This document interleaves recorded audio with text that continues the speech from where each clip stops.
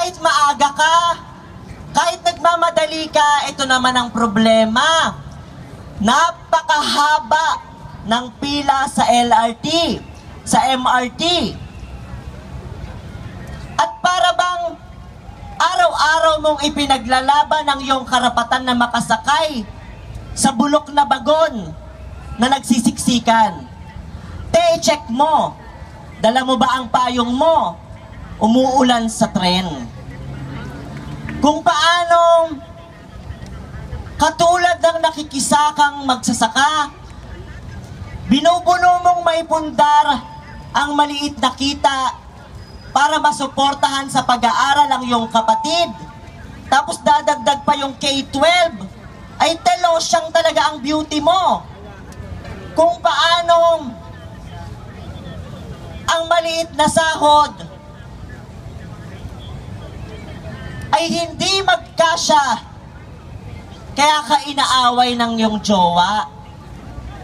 Kung paanong katulad ng mga nakikisakang magsasaka ay hirap na hirap ang LGBT o lesbian, gay, bisexual at transgender. Kung paanong malilate ka pag uwi, dahil hello naman, pag uwi mo sa trabaho, hello ang traffic.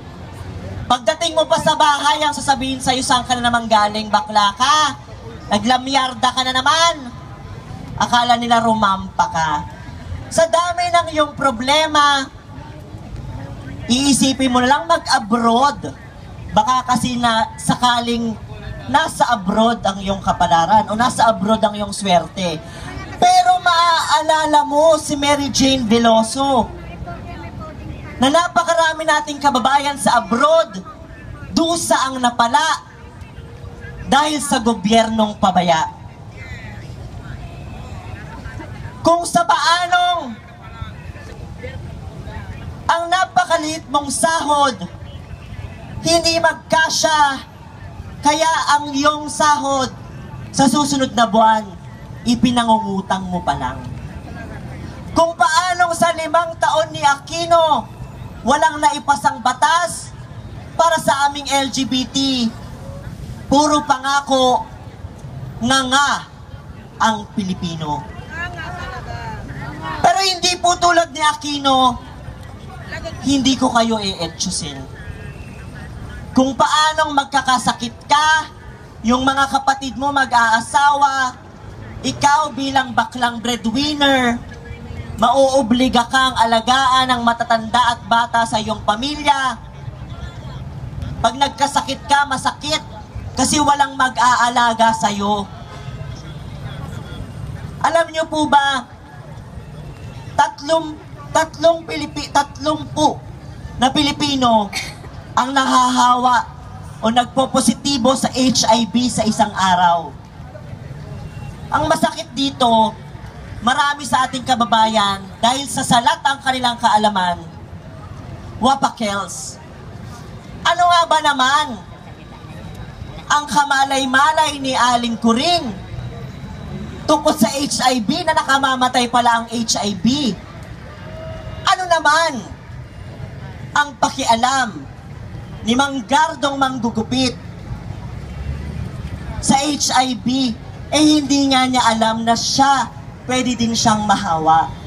Ang masakit dito, mahirap na nga ang iyong pamilya, hindi ka masuportahan sa gamot, wala ka pang gobyernong maaasahan, kasi hindi ka kasama sa agenda ng gobyerno. So matotal huyo ka te. Ganyan. Pero tulad ni Aquino, hindi ko po kayo bubulahin. Sa totoo lang tayo. Kung sa paanong 5 taon na nagdurusa ang sambayanan, ay nagdurusa din kaming mga bakla at lesbiana. Doble nga lang sa amin kasi patriarkal ang ating lipunan. Pero ang totoo po, hindi ko kayo bubulahin.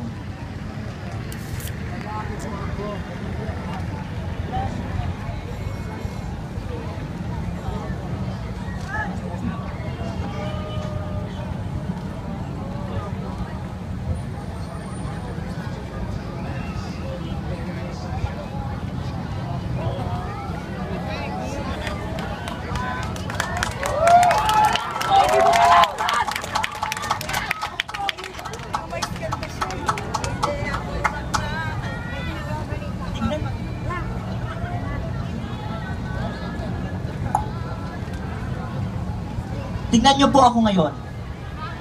Wala po akong makeup, wala akong ayos, wala akong borloloy sa katawan. Wala akong borloloy sa katawan, wala akong makeup. Pero hindi ako naiiba sa inyo. Dahil ang pang-aapit pagsasamantala sa mga magsasaka ay pang-aapit pagsasamantala din sa mga baklang magsasaka. Ang kontraktualisasyon at abuso sa mga obrero ay kontraktualisasyon at abuso din sa isang lesbianang obrero. Kung gaano po kahirap sumakay sa inyo sa LRT at sa MRT, ganon din po kahirap sa isang bisexual na pasahero.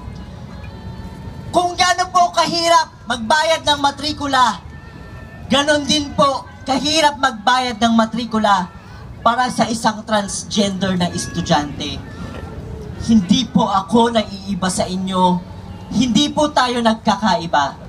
Dahil sa 5 taon ni Aquino, ang LGBT at mamamayan, itchapuera, deadma, yan ang ginawa ni Noynoy Aquino. Kaya, ngayong araw na ito, bakla at lesbiana, kay Noynoy ay imbyena! Ulitin po natin, bakla at lesbiana, kay Noynoy ay imbyena! Mas imbyena pa. Kay bakla at lesbiana, kay Noynoy ay imbyena!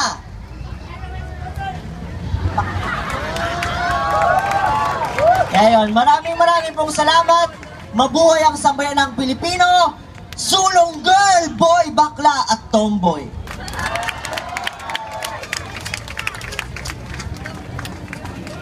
Lahat tayo biktima ng pang-aapi